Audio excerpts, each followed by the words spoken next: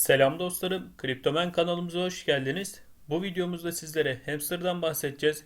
Hamster'ın son durum değerlendirmesini yapacağız ve Hamster'la bir borsa listelenmesi haberi var. Onlarla ilgili bahsedeceğiz.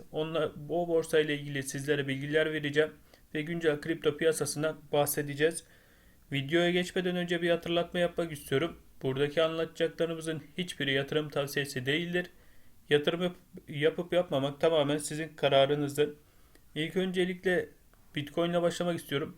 Biliyorsunuz Bitcoin'de büyük bir geri çekilme olmuştu dostlarım. Şu anki güncel fiyatı 42 binde yatay gidiyor. İnşallah bu seviyelerde tutunur.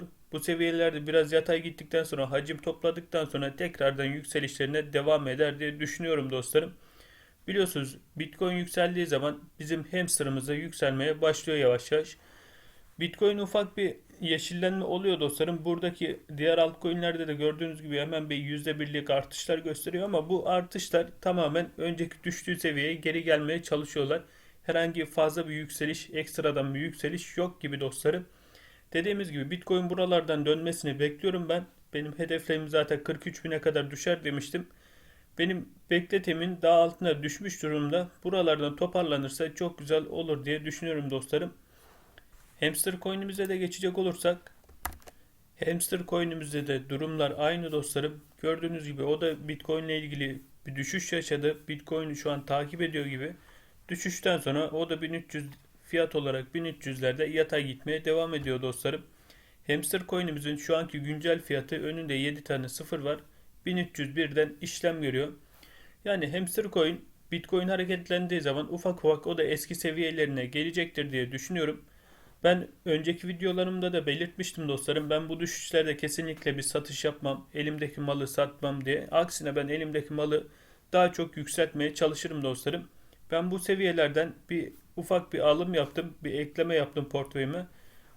Uzun zaman yine bekleyeceğim. Hedefim yine geçerlidir dostlarım. 2023-2024 yılına kadar ben kesinlikle hamster coin'imi hiçbir zaman satmayı düşünmüyorum. Biliyorsunuz Hamster Coin'in 2022 yılında çok güzel hedefleri var, çok güzel projeleri var.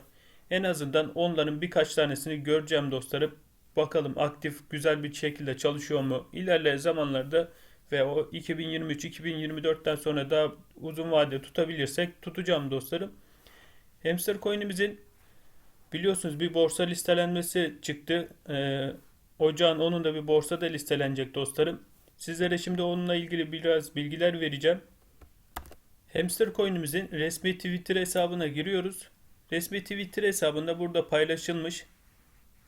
Burada Probit borsasında dostlarım Probit Global'da tweet atılmış. Burada girip göstereyim onu da sizlere.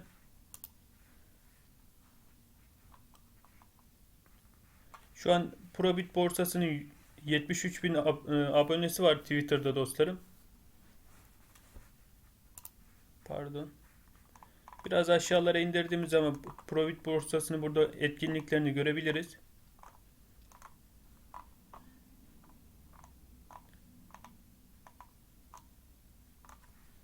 Hamster coin'imizin tweet'i burada dostlarım. Burada ocağın onun da listeleneceği haberini duyurmuşlar Probit borsasının kendi resmi Twitter hesabında dostlarım.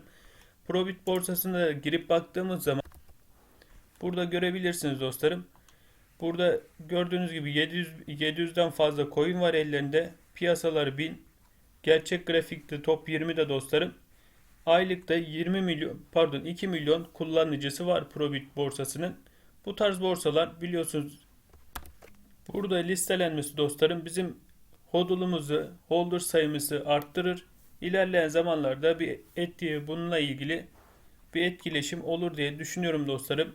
Önümüzdeki yükseliş zamanında zamanında pump attığı zamanlarda bunun faydasını görürüz diye düşünüyorum dostlarım. Tabi bunların hepsi kendi şahsi fikirlerim.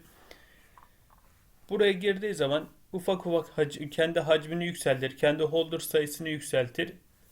Sonra ilerleyen zamanlarda bize çok güzel yansır diyelim. Ben ocağın onundaki listelenmede herhangi bir fazla bir pump beklemiyorum dostlarım. Biliyorsunuz önceki borsalarda da bu kadar düşük seviyedeki borsalarda listelendiğinde herhangi bir pump atmamıştı. Ama ilerleyen zamanlarda bizim holder sayısını büyütecektir diye düşünüyorum. Hamster coin'imizin Güncel holder sayısı dostlarım yavaş yavaş 104 bin kişiye geliyor.